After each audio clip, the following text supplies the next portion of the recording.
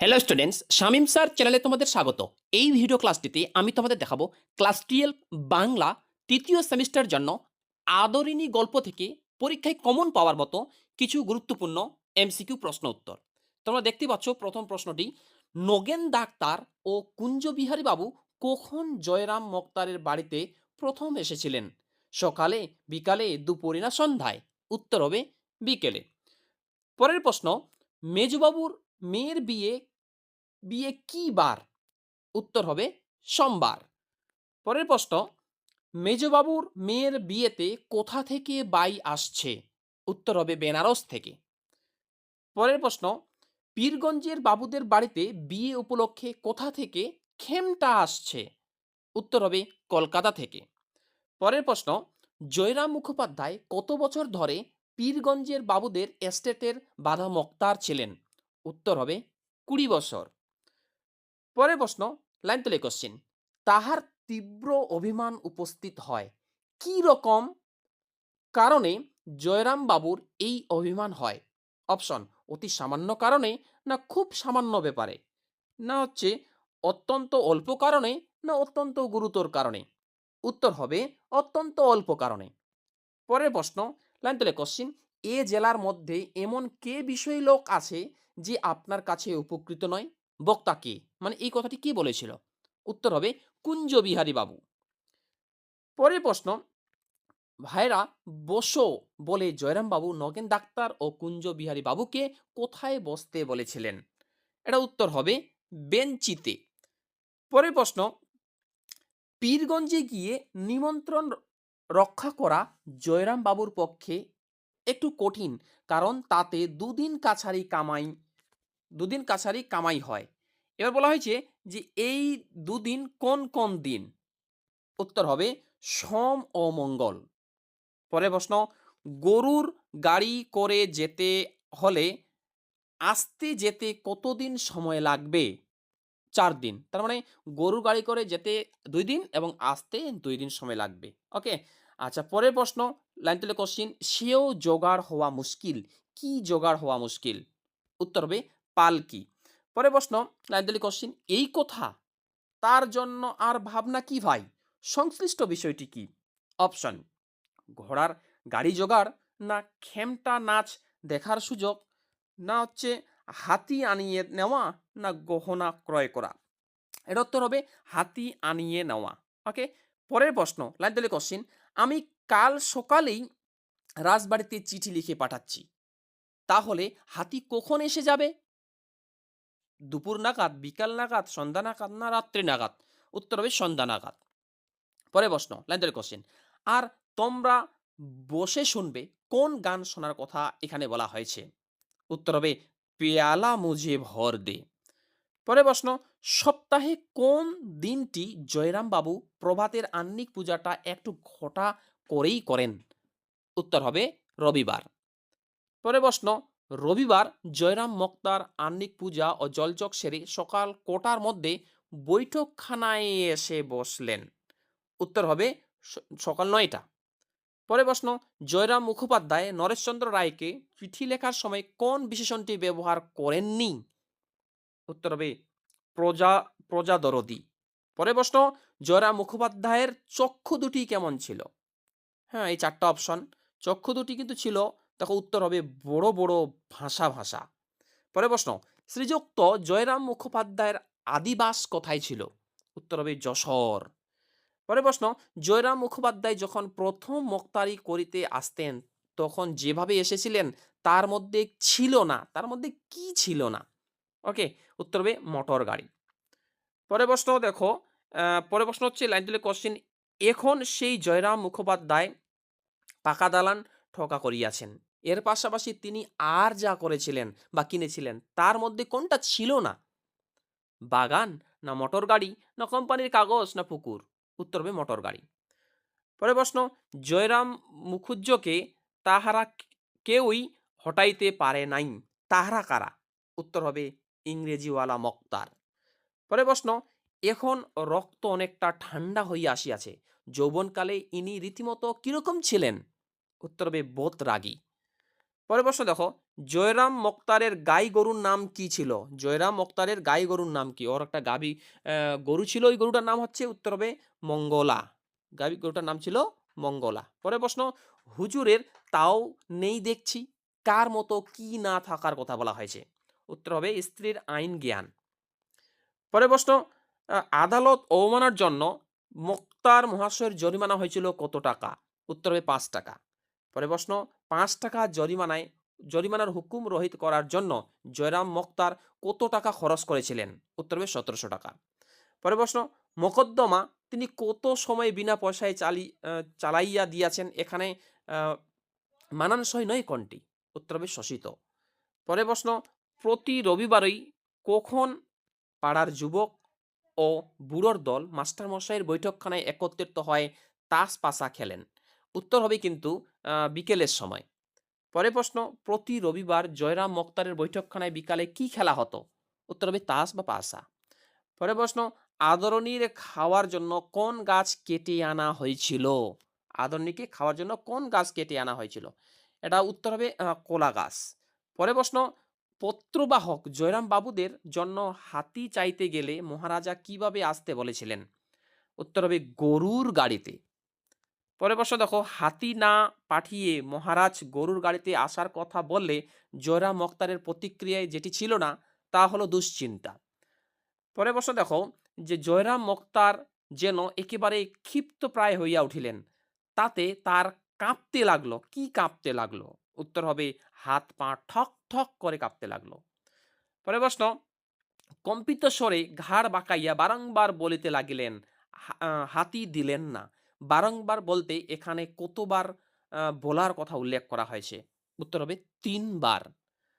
পরের প্রশ্ন, এক জোড়া নতুন বলদ কিনে এনেছে, খুব দ্রুত যায়, কে কিনে এনেছে?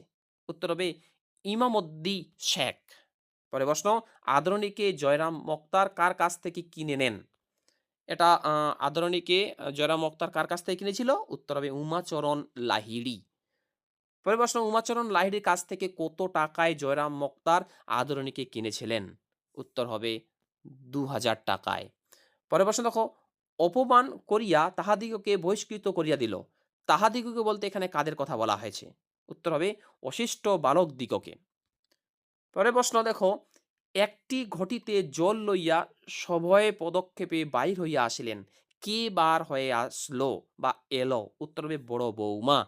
প্রশ্নগুলো ভালো করে পড়বে, প্রশ্নগুলো খুবই গুরুত্বপূর্ণ কিন্তু। ওকে, পরের প্রশ্ন, আদরণী তখন জানু পাতিয়া বসিল, কার ইঙ্গিতানুসারে আদরণী জানু পেতে বসলো? উত্তর হবে মাহুতের। পরের প্রশ্ন, আদরণীর ললাট তৈল ও সিন্দুরে রাঙ্গিয়ে দিয়েছিল কে? উত্তর হবে বড় বধূ। পরের প্রশ্ন, মহারাজা নরেশচন্দ্র রায়ের বৈঠকখানায় কটি তল বিশিষ্ট ছিল? উত্তর হবে দ্বিতল বিশিষ্ট। পরের প্রশ্ন, যখন হুজুর বাহাদুরের দ্বারাই প্রতিপালন হচ্ছি, বাক্যটির দ্বারা বক্তার কোন মনোভাব প্রকাশিত হচ্ছে? এটা অত ইম্পর্টেন্ট নয়। পরের প্রশ্ন দেখো, নিমন্ত্রণ রক্ষা করিয়া পীরগঞ্জ হইতে ফিরিবার পরদিন বিকালেই মুখোপাধ্যায় মহাশয় সাক্ষাৎ করিতে গেলেন কার সঙ্গে বা কার সহিত? উত্তর হবে নরেশচন্দ্রের সহিত। কারণ নরেশচন্দ্রের কাছ থেকে তিনি হাতি চেয়ে পাঠিয়েছিলেন, কিন্তু হাতিটা নরেশচন্দ্র দেননি।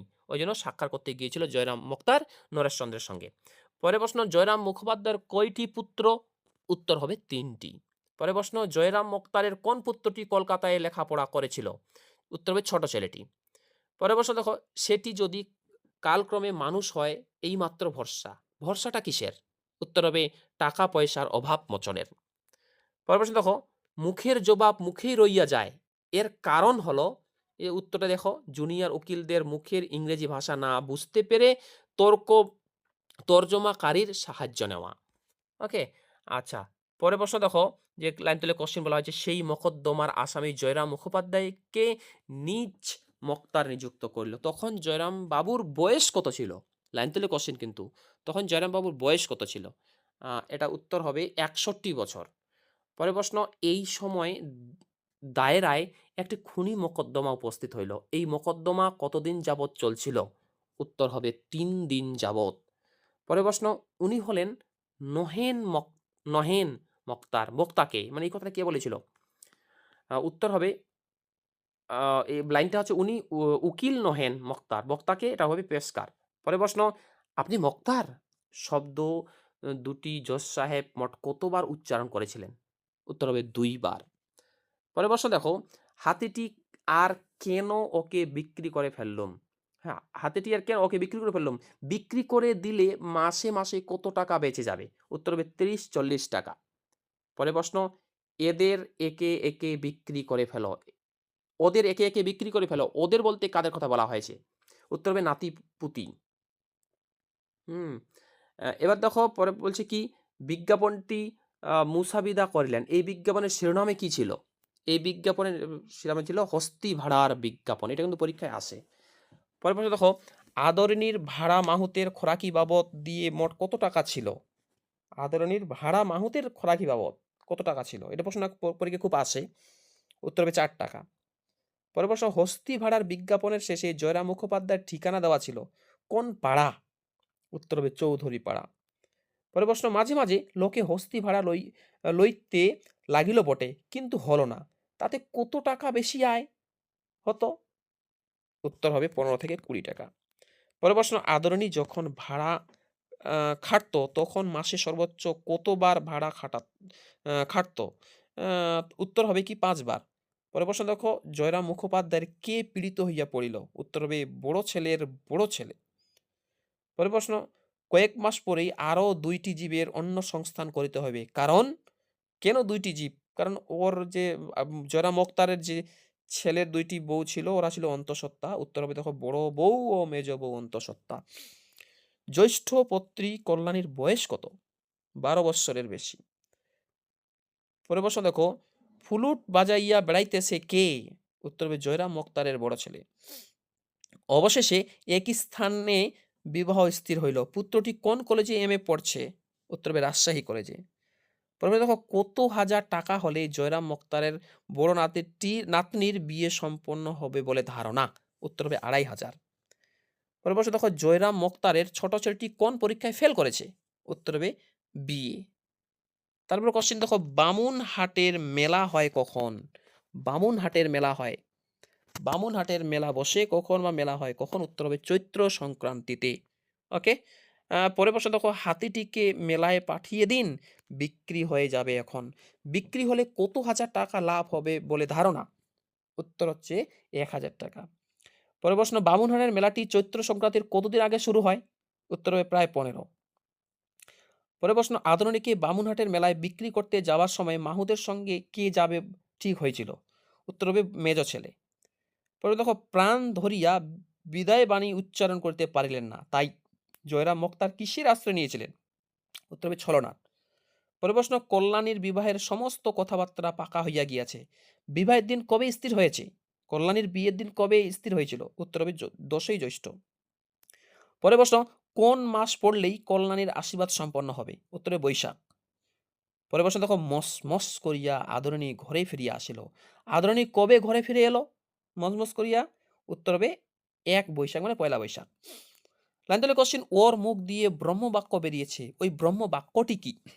উত্তর হবে আদর, যাও মা মেলা দেখে এসো।